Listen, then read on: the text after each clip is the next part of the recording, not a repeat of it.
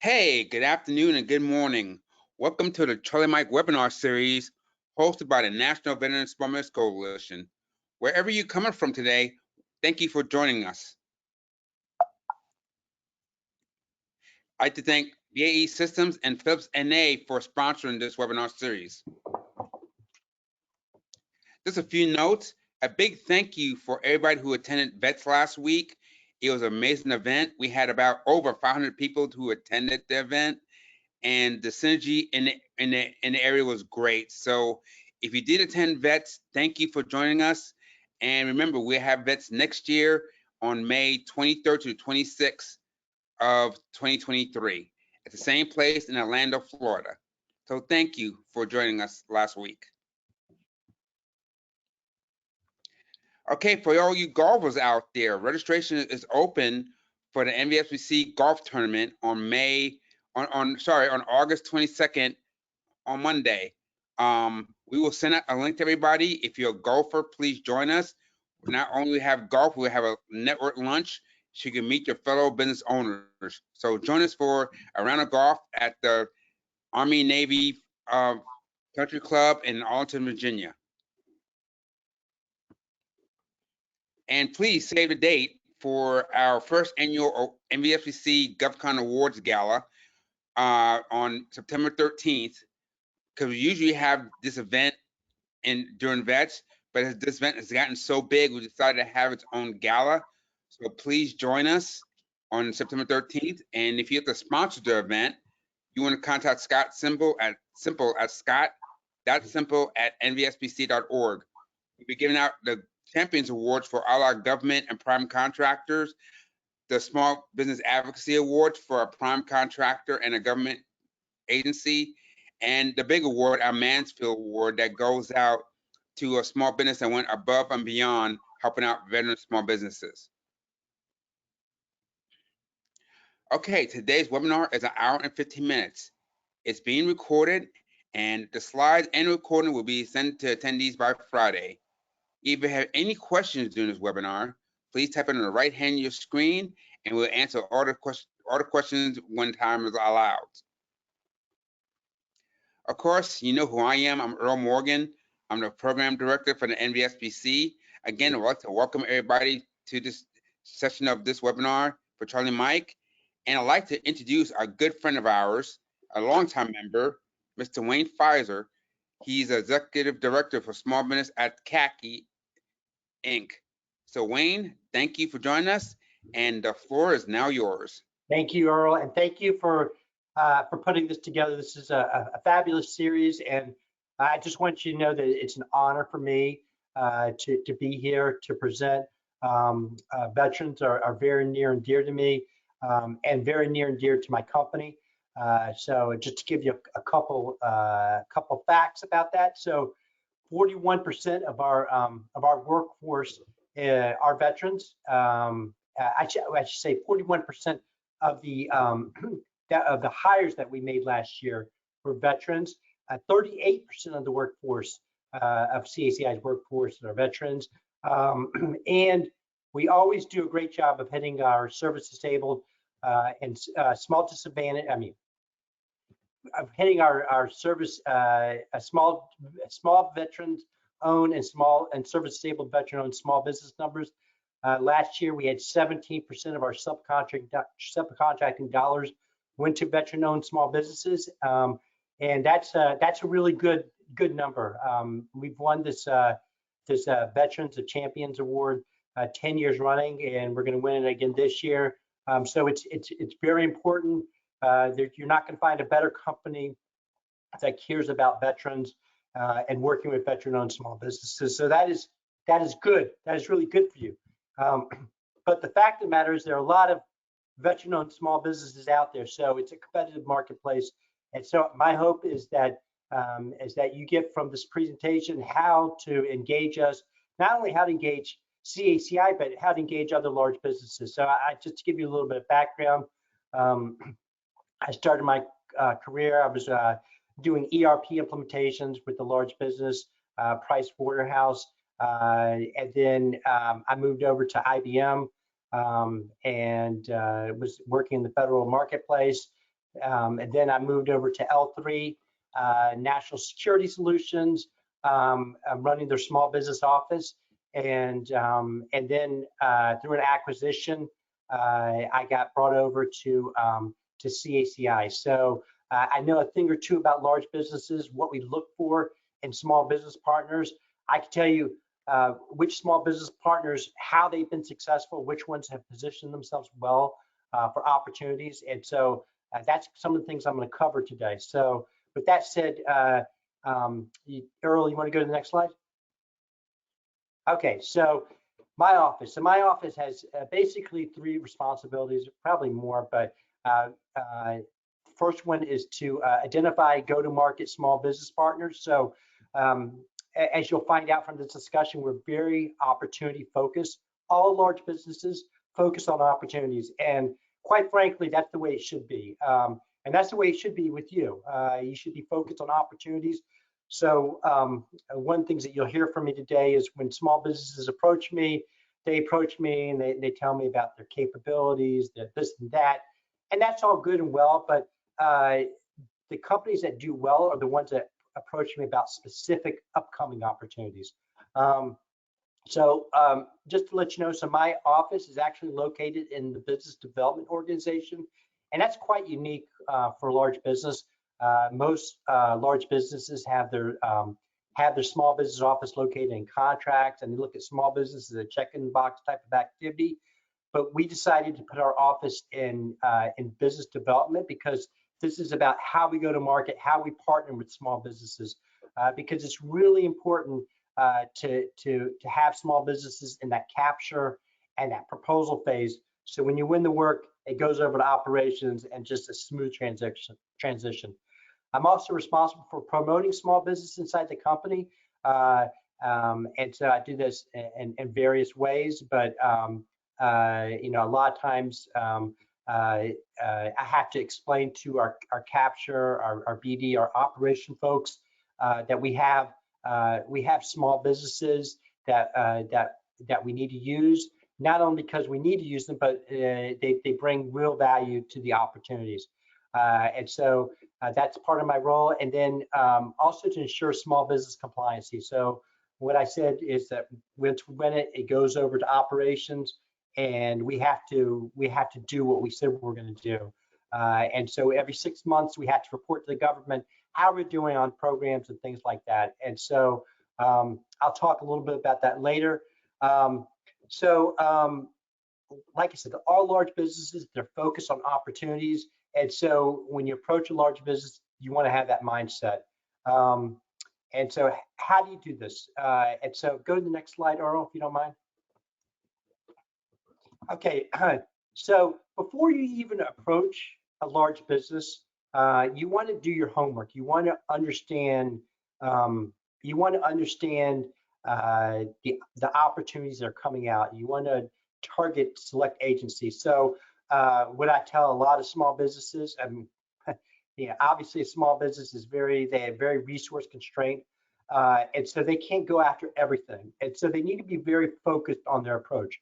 And so they need to target select agencies. And so what I often recommend is if you came out of, you're a veteran and you came out of the Army, maybe you focus on the Army for opportunities. If you came out of the Air Force, focus on the Air Force and that type of stuff. I think those are kind of easy segues.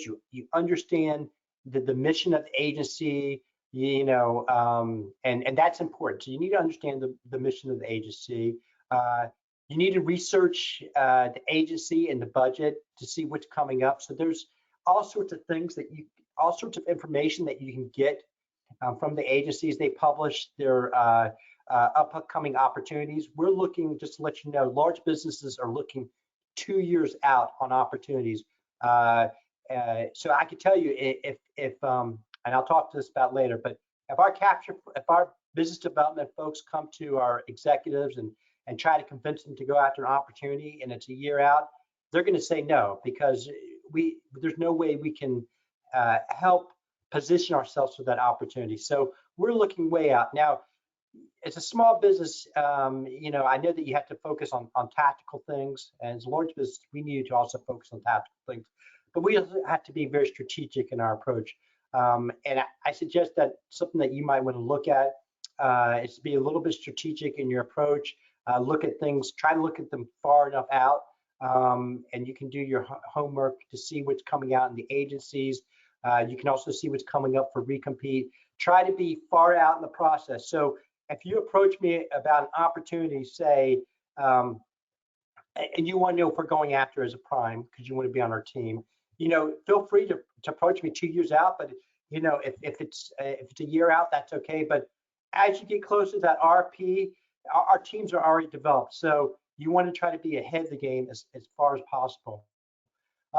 You need to develop a marketing and call plan. So when you go to these agencies that you've targeted, you need to figure out who you want to talk to. And so one of the things that I recommend, each agency has a small business office.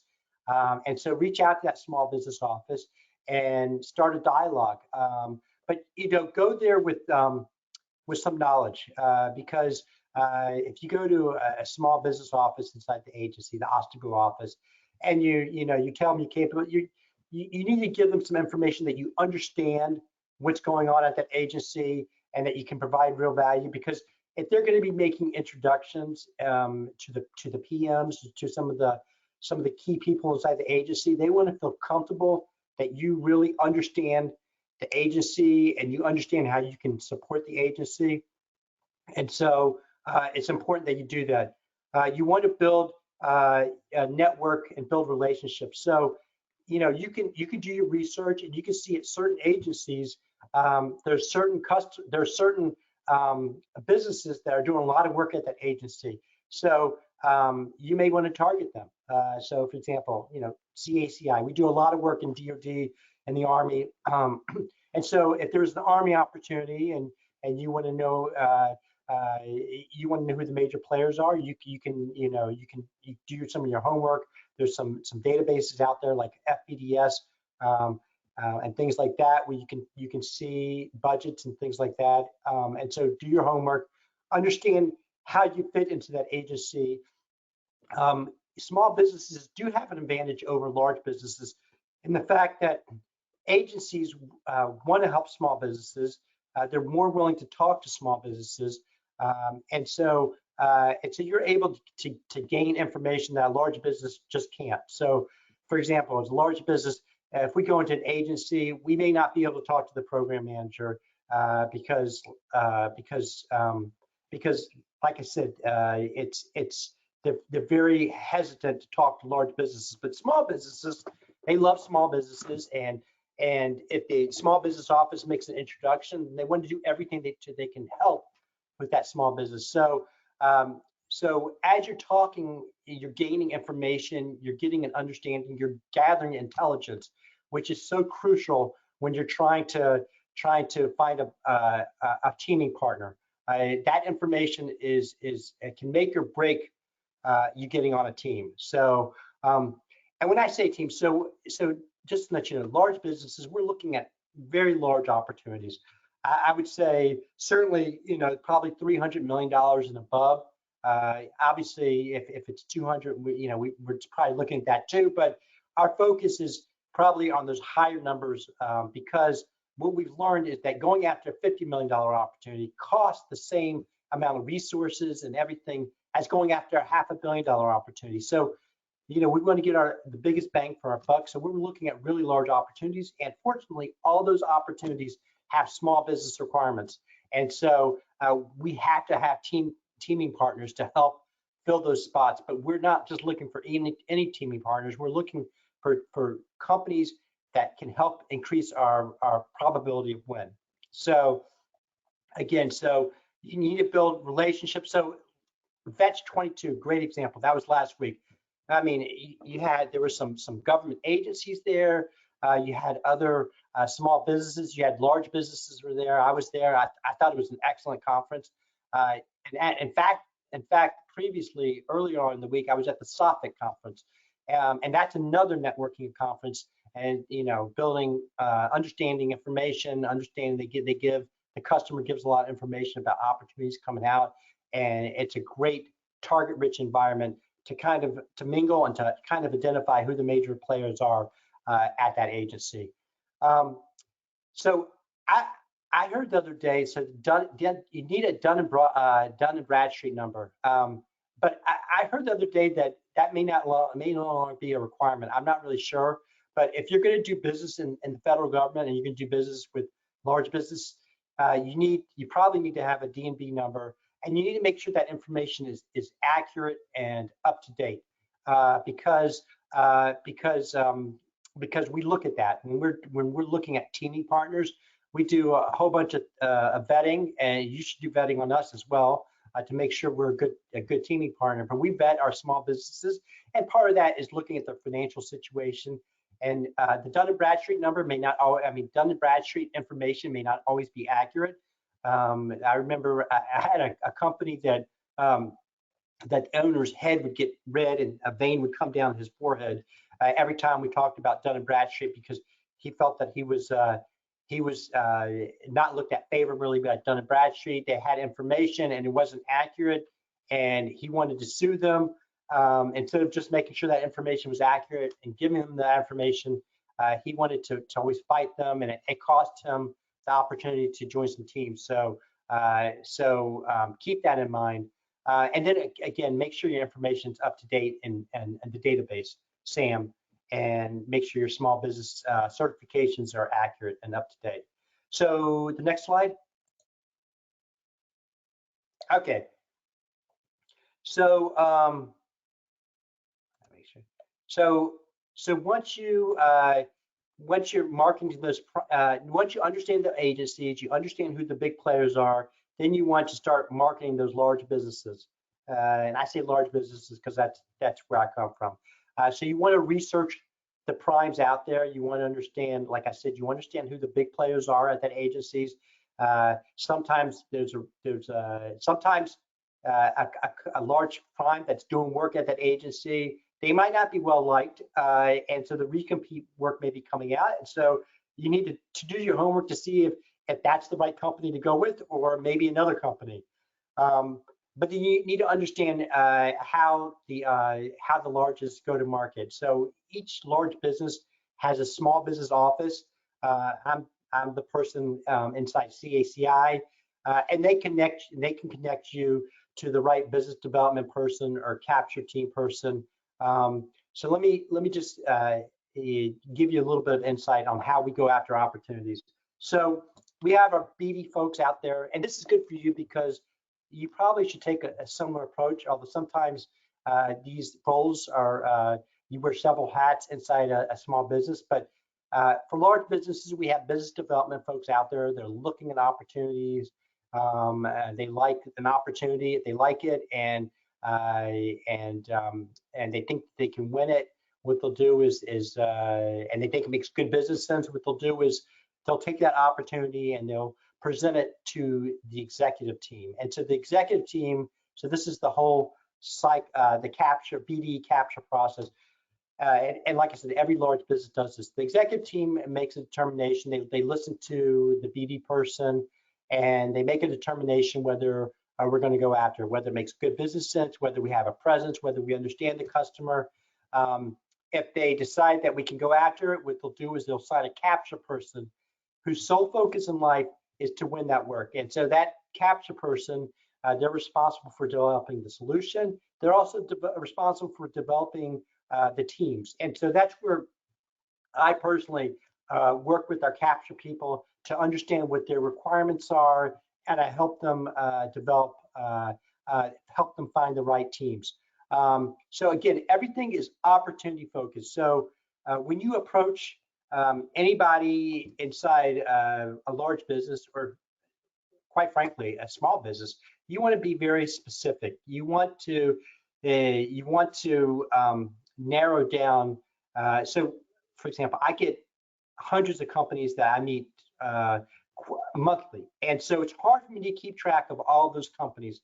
There's just too many of them, and they give me their capability statements. They talk to me about where they're doing work and things like that. And that's all good and well, and I'll send them to our database, make sure they put their information in our database. But the really good companies are the companies that come to me and say, Wayne, we're looking at this opportunity in the Army.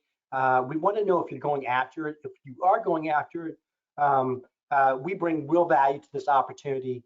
And so what I'll do is I'll look to see if we're going after it. If we are, I'll make an introduction to the capture manager.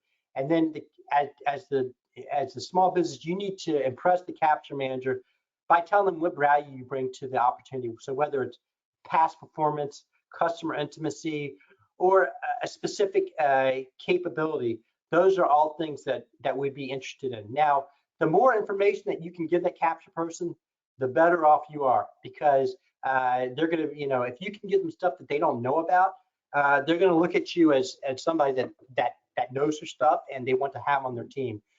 In fact, you can kind of tell them what you want to do on this opportunity, all the better. You can kind of, section off what scope you're going to be doing on this program. So you're helping the capture person win this opportunity. You're helping them develop the solution. You're being a part of the opportunity. So it's very important. So they wouldn't necessarily be interested in talking about, like, as a company, but they would be interested in how you can help them win. And so that's the approach you need to take, is how you can help them win that specific opportunity. Again, that's how they're compensated on winning. Again, always understand the value you bring to the opportunity, and if you can provide new information. So like I was saying before, small businesses have the ability to go into agencies and talk to people, and they can gather nuggets that we can't gather. And so so as they're gathering information, when your small business comes to talk to the capture manager, say, well, have you thought about this? And have you thought about that? And so right then and there, you're already helping them think, giving them information they don't know about that's going to help them win. And you're kind of setting this tone about how valuable you are to the team. So another thing that is important when a capture person or a business or a proposal person asks for information, you need to be responsive. You need to demonstrate follow through. So first, when we're going after an opportunity, you got to first you got to sign an NDA to talk about the opportunity, and then if you get on the team, then there's a teaming agreement. And so you want to be very responsive because it's important to show that you're helping and you're being part of the team. And then again, you want to attend small business outreach events, especially industry days and things like that. Next slide. Okay, so things to avoid when approaching a large business. Avoid asking, so what do you do? And so, I mean, you want to understand the large business. You want to understand what they're doing. You don't want to ask a bunch of fluffy questions and things that show you really don't know about the company. Again, I know you've heard about this, but avoid stating your socioeconomic status. It's important. Don't get me wrong, but what's more important is the value that you bring to that opportunity, and the fact of your customer knowledge, your capabilities, and things like that. Those things are more important. And oh, by the way, you have socioeconomic status. That's great. That's just an adding on the top. Avoid saying that you can do everything. Large businesses can't do everything. You want to be very focused.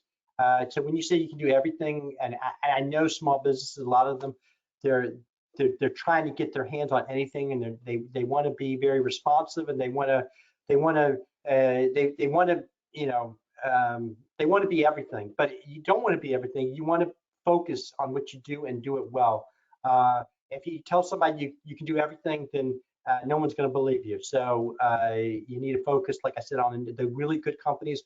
Focus on certain niche areas, and they do things better than anybody. And if they're really good, they can be a discriminator. And having a discriminator is also very key to being on a team.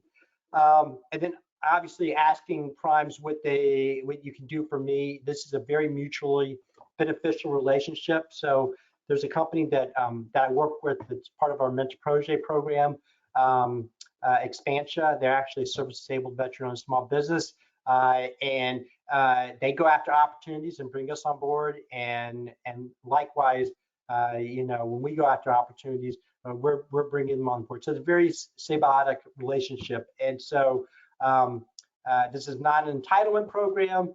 This is about rewarding the small businesses that really know what they're doing and can help us help win opportunities. So again, do come prepared and clearly articulate your business value. Next slide. Okay. So what do we look for in good small business partners? So obviously, we look for customer knowledge, customer intimacy. You can never have too many boots on the ground when it comes to going after an opportunity. And so, and I always tell, like I said, as small businesses, go where you're most comfortable with. That's where you should be focused. So, and so the customer intimacy, if you understand, so I give a good example also of like a large business. Let's say we do something that no one else can do. We're the best in the world at doing something, and we see an opportunity come out at one of the customers, at one of the agencies. If a BD person came to our executive board and said, "Let's go after this opportunity because we're the best at this in the world, and it'd be we could win this." Our executive board would say no. They would say no because we haven't fully engaged that customer. We don't understand that customer, even though we have the best solution in the world. We haven't positioned ourselves. So it's very critical that customer intimacy, understanding the mission of the agency, understanding the challenges facing that agency, specifically that problem. That's extremely valuable. Ability to market aggressively. So these are I'd say for IDIQs and GWACs, that you get a license to hunt, but you still gotta market and get those opportunities and get those task orders. So obviously, and the same thing goes with large opportunities, that are single source award. You need to be able to understand and market and understand that opportunity as much as possible. We're looking for companies that can have the ability to shape or influence an opportunity. So they have customer knowledge, and they can they understand the opportunity, and they can say, "Well, have you thought about this, Mr. Customer or Mrs. Customer?" And so they're trying to shape that RFP and so to their strengths. And so the more you can shape it to your strengths, the more valuable you are to whoever the large business is that's going after the opportunity. And by the way, this is also good for you as a small business. If you're going after a prime, these are things you want to do too. Demonstrated past performance, that goes without saying. Okay, so this is a big one. So we have our capture teams and our proposal efforts. Those are very time consuming, and there's a lot of effort. And the small businesses that help us with those, providing SMEs and things like that, or writers, those are provide people that do the reviews. Those are the small businesses that get the attention of the prime. And so the capture team, they talk to one another. And so if a good small business helped them with the proposal, believe you me, they're gonna say positive things about you to another capture person. So that's just another thing. Obviously, I talked about niche capabilities, competitive pricing, so all this stuff, quality management process. So having an ISO or a CMMI or some kind of certification is critical. Finally, honesty. That's very important. If you can't do something, or you don't feel comfortable, you just need to say it. We don't want to find out later on down the line that you can't do something. Another place that goes with honesty is that I've seen small businesses play with the NAICS code, where they're small business in one NAICS code, but they're not considered small business in another NAICS code. And the opportunity we're pursuing, is for the NAICS code that they're considered large, and they'll play these games. And at the end of the day, once the capture team or the proposal team find out that you're not really a small business in that NAICS, it can cause all sorts of headaches and get you, and it could impact you later on down the line. So again, you want to be open and upfront and honest, and you should expect those things from your business partner, from your large business partner. You want to have open, frank conversations, and like I said, that's really important. Next slide, number 7. Okay, so I thought this is very important because this gives you an idea, and I talked a little bit about this already. It's how primes evaluate opportunities. I also suggest that small businesses do the same thing when they're evaluating opportunities. But another reason why I present this to you, these next few slides, is that as you approach about an opportunity, you need to think along these lines of what we're looking at, because you can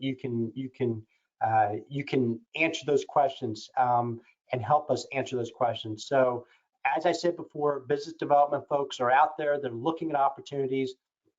They find an opportunity, and then they have to decide if they want to present to the executive board. And so they had to make a decision whether strategically this aligns with the company. They had to make a determination whether they had to answer some questions along the line: is this opportunity real? Can we win it? Does it make good business sense? And can we do the work?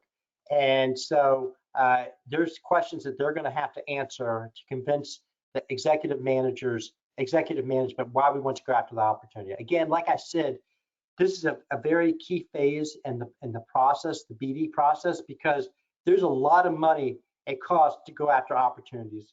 And so as a publicly owned company, we need to be very wise with our resources and things like that. And that is why our executives have to be very, very comfortable that we have a good chance of winning before they're going to spend any money. And like I said, going after $50 million opportunity costs as much as $500 million. So again, we want to get the biggest bang for our return. And so, those are the opportunities we're pursuing, really large opportunities. Next slide. Okay, so that other chart, and so now we break it down a little bit. So we have to first determine, is it real? So when the BD folks come to the executives, they have to answer a whole bunch of questions. They have to, explain why that there's funding for this opportunity, that there's this is a environment where we have the political support to go after it, that the schedule is realistic. So I've seen times where and this is, again, so if a BD person brought over an opportunity, and let's say it was a year out, then it wouldn't be realistic for us to go after it. It's even if they think it's the greatest thing and everything just happens to line up. We've been burned too many times to know that you have to have probably 2 years out to really have a good chance to win it. Again, I've seen cases where the customer, puts out an RFP, and then I guess they make a decision that they're not gonna go after it, or they just they're kind of wishy-washy, and they're wishy-washy with their RFP and everything. So again, it's all about the BD person has to convince the executive team that it's real, and that there's funding to it, and so that's, again, something you need to think about also. Next slide. Okay, can we do it? Okay, so do we understand the technologies? Do we understand what this customer is looking for? Do they have the operational capacity? So sometimes the government may not be in a position to support this, and so they might not have enough resources to make this a successful program. And so obviously, if we win something and we don't have the support from the government, we don't have the resources, then there's no way we're going to be able to be successful. And at the end of the day, a lot of times the prime is looked at as being not successful if the work isn't done. It's not necessarily looked at by the agency. Do we have the technical solution? Do we have enough time to win this work? And so again, it's 2 years out is when we're looking. So don't ever feel that it's too early to engage me about an opportunity, because we're way out there. Next slide. Okay. So how primes evaluate opportunities. So we do a whole extensive array of research. We want to understand the competitive landscapes. We want to understand who the major players are, how they're viewed. So if there's an incumbent, is that incumbent well liked? Teaming partners, we need to make sure we have the right teaming partners to help us win. And so we're looking for teaming partners that understand the customer, that have the understanding of the opportunity.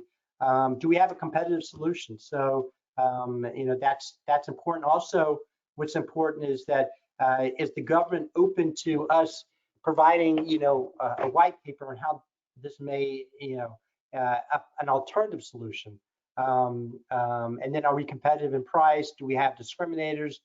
There's all these different things that we look at, and again, this is can we win it?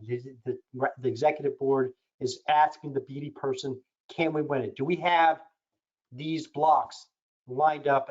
Can we answer affirmative in those, and can we provide the data proof points to show that we can win it? Next slide. And if we can't win it, I mean, what we need to do to position ourselves to win it. If we're not positioned then what can we do? And then finally, well, not finally, is it good business? Does it make good business sense to go after this opportunity? And sometimes there's some companies that I remember one of my companies, they didn't want to produce machined or weapons because they didn't think it looked good for that company to their stakeholders, and so they kind of wanted to avoid doing anything that involved weapon systems and things like that. And so that's just one of the things that is looked at. Is it make good business sense? Is it strategic fit? Is there plenty of opportunity? So if we go after it, does it align with our strategy, our market strategy that we have? Can it meet our revenue and profit targets? So obviously that is a major factor in whether we're going to go after it. And so, like I said, so you need to have these things in mind, because the capture person may ask you about all these things that we just discussed. And so the more information or any intelligence that you have, then the better off you are, and the better off you are positioning yourself for that opportunity. So next slide.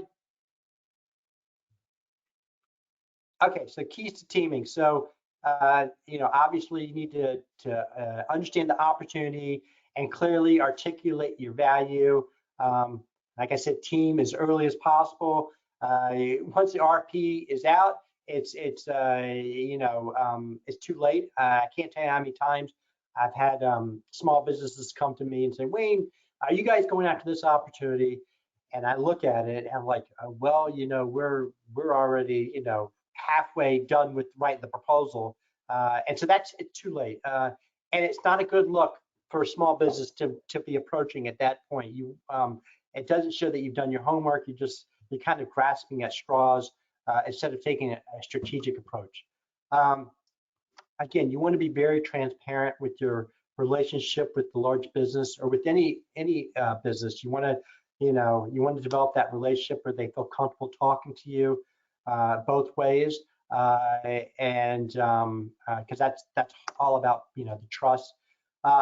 Obviously, before you talk about any opportunity, especially if you have intelligence that you want to provide, and the same thing goes for a large business, We always have an NDA, non-disclosure agreement that we sign before we start talking. And then if you join the team, then there's a teaming agreement in place. And in that teaming agreement, if you are if you have something special about you, and then you want to try to negotiate work share, it's not always easy, but the more knowledge you have about the opportunity, the more you are seen as a critical player on that opportunity, the better your chance of getting work share, guaranteed work share. And that should always try to be the goal, is to negotiate work share. Next slide. Okay, building strategic partnerships. Like I said, the successful agreements, successful partnerships are mutually beneficial. And so there's, if we're going after an opportunity and you bring some value, that's a mutually beneficial relationship. If you're going after an opportunity and you want to, want us to be on your team, and there's work share, that's real value, and you get the attention of people inside the company. So you want this, like I said, you want it to be beneficial to both parties. As I said, small businesses do have an advantage. They have strong customer relationships. Like I said, agencies, they have to hit their small business numbers. Large businesses, they have small business subcontracting plans, and a lot of times I'm seeing participation plans, which is even better because it guarantees small business opportunities against contracting, against total contract value. And then, opportunities to prime via small business set aside. So there's things that we can't go after as a large business that might be very valuable to us and maybe strategic to us. And so if you have a relationship with in your small business and you're able to bring us onto an opportunity that is important to us, then that's going to build relationship, and we're going to want to partner with you more. And like I said, the quickest way to subbing to a large business is the quickest way to get attention of a large business. That's true, but I mean, quite frankly, we were looking mostly for large business. We're looking mostly for small businesses to be our subs. We're not looking for small businesses to go after opportunities and bring us on board. But there are other companies that are looking at that. Again, we mostly focus on really large opportunities, and so we're looking to prime. And like I said, in a true partnership, both parties must benefit. Next slide. Okay, so I feel like I've already talked about this. These are all things. I don't want to bore you on this, but this is all true. Previous working relationship. So if we've worked together, and by the way, all large businesses and probably small businesses, I don't know if you rate your teaming partners, but I have a feeling all large businesses do. So you want to make sure that you do a great job, whatever you do, and because you're always being judged, and it's a two-way street. You should judge your large business partners the same way. There's some really good large business partners, and there's some that are not so good to small business. And so you need to do your homework and see which ones are good and which ones aren't. And you can talk to your fellow small business people, and you can kind of find out the information. Also, there are also parts inside, large businesses. There's a lot of different organizations inside a large business. So you can have one organization that's really part of the small large business that's really small business friendly, and another one that isn't so much. So just because you might have had a bad experience with one organization, it may not be the same with another organization. So again, you got to do your homework. You got to understand the opportunities that are coming out there at the agency, and you need to understand, who the prime players are. You need to understand how the customer likes to buy and things like that. And then you need to make a determination which are the primes you want to talk to, or large businesses you want to talk to. And slide 15. So keys to success, yeah, these are all it. Understand the federal marketplace, understand the customer, understand their mission, understand who the prime players are, build those trusting relationships, stress your core strengths and keep them limited. You know, 2 or 3 things that you're really good at. Those are the companies I've seen that have been most successful. And of course, once you've won the work, you need to perform at the highest level.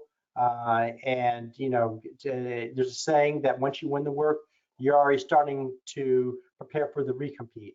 And so that's why it's so important to perform at the highest level. And again, don't make promises you can't keep. You want to be honest.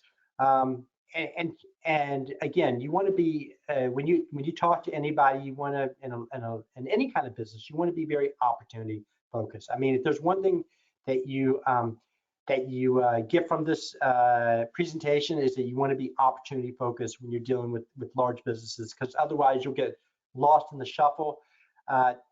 Like I said, when a company calls me up, a small business calls me up, and they say, Wayne, are you guys going after this opportunity? If you are, you know, we understand this customer, we have this past performance, we have this capability.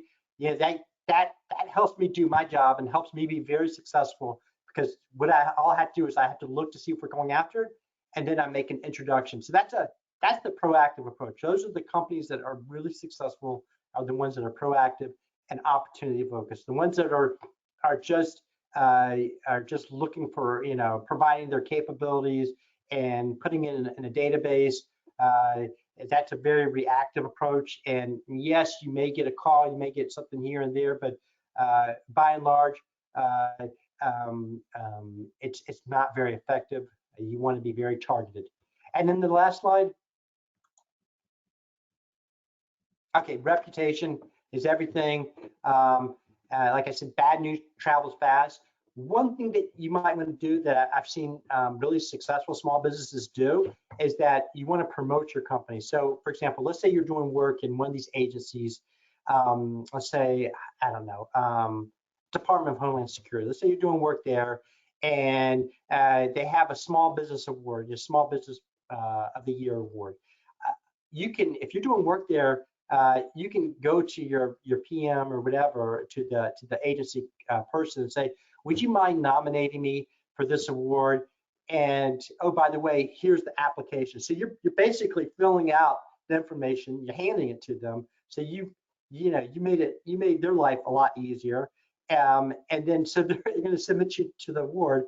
And I can tell you the companies, I've seen companies be very successful in winning those awards. And so when I'm looking, so let's say, for example, we're going after a DHS opportunity, and I'm looking for, you know, a capture manager comes to me and say, can you help me find a small business that has a good reputation at DHS, understands the customer? What I'll do is, if I see that a small business has won an award, then at that agency, that's a target for me. You know, anytime you have a chance, you know, you want to try to get. Because a lot of times there may be only one company that is submitted for that award, and it's just because they're the ones that took the effort to go fill out the information and give it to their customer, and they submit it on their behalf. So so that is it for this presentation. I guess we can open it up. Earl, right? How do we do this?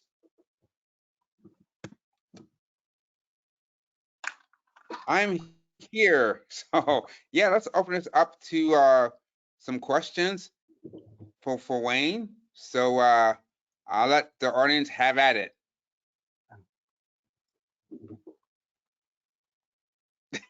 Everybody's being quiet right now. So I want to focus on one thing: things to avoid when you approach a prime, and it's the same thing for when you approach a government agency. Please don't ask, what can you do for me, or what do you do? Yeah. I'm letting you know right now, because I used to work for the Air Force Small Business Program. I mean, the same. I get that question all the time. I'm like, did they even research what we do? We're the Air Force. So this has been going on since 2000. So please, please, please do your research on the mission of the agency or the prime contractor you're going through, and please don't ask what we could do for you, because Yes. that's a big turnoff. Yes, it's not an entitlement program. You're not Mhm. entitled to anything. You got to go out there and get it. That's what I love about veterans, because they understand it. They understand the mission, and they understand the importance of that. And so veterans, are great companies to work with. And like I said, everybody loves veterans. Uh, and like I said, we always knock it out of the park with veterans, because again, if it's in our culture. 38% of our workforce are veterans, and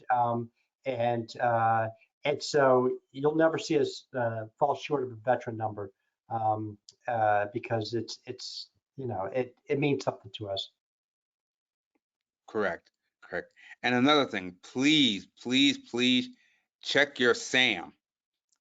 There's some businesses that I met with in the past that they have a great presentation. It's like, you in SAM? Great. Yeah, I'm in SAM. You go into SAM and their information is outdated. So please check every 3 to 6 months that your SAM is correct. Yeah. And make sure that B and D number, the information is correct, Mhm. because like I said, when we vet every company that we work with, we do a financial review. And so I think a lot of times we're pulling Dun and Bradstreet information, and a lot of times if a small business, I'll get calls, Wayne, this company, the financial numbers are not that good. I'll go back to them and they'll say, well, that information is incorrect. And so unfortunately, it's your responsibility to make sure that information is correct. And so, you go to Dun and Bradstreet, and you provide them with information so they can correct it. Correct. Very important. As you may know, as of April 4th, we are transitioning from the Dun Bradstreet numbers, the DUNS number, to a unique entity identifier, UEI. So Okay. please check that as well. Okay, so that's interesting. So yes, so somebody said that they were going away with the Dun and Bradstreet numbers. So Mhm. I don't know if I'll have to find out how that impacts how the financial information. So I'll run that and try to figure that out. But I heard that too. So Yeah. Okay, no questions. You guys are a quiet group. Ray must have done a great job, or maybe. either you're soaking us all in and don't know what to ask.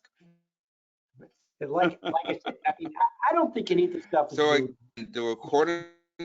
Yeah, I don't think any of this stuff is probably new to anybody, but it's probably Go a ahead. refresher.